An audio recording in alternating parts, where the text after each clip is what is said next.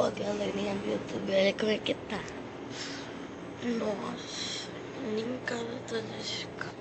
Nossa, eu acordei muito cedo.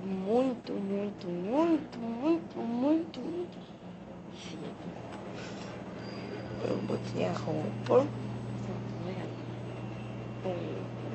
Eu vou deixar o sapato na bolsa.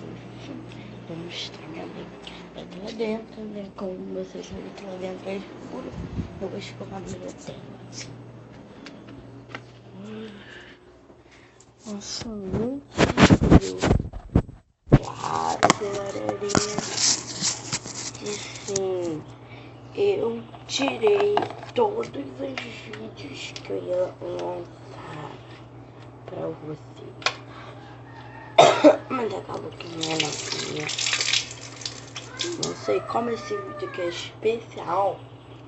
Vamos pra mim, pra vocês não são, né? Que vejo um montão de pessoas, né? É mesmo, fácil. Nossa, eu ia pra posição de caralho, né? Nossa, meu Deus.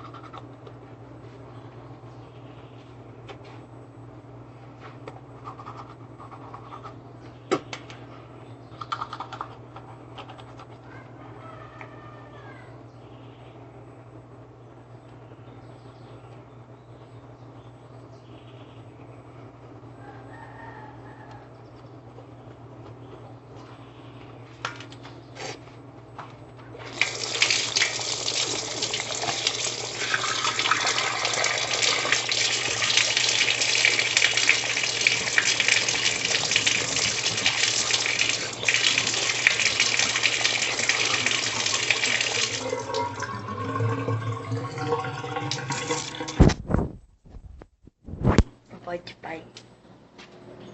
Gente, agora eu vou... Nossa, eu já tô clareando. Essa hora sim que a minha mãe me leva pra escola. Mas hoje é domingo, né? Ai, eu vou beber, que eu acabei... Ai, ali minha mãe. Não, para ver ela não. Ai, nossa, forte. Foi, paralelo. Carro, eu mostro pra você. Quê? Mãe, quantas horas a gente acordou? Quantas horas a gente acordou? 6 horas, você acordou 5h30, eu acordei 5. Seu pai acordou 5h40. A minha mãe acordou muito mais cedo do que a gente. Quando a gente entra no carro, eu tô bebendo água.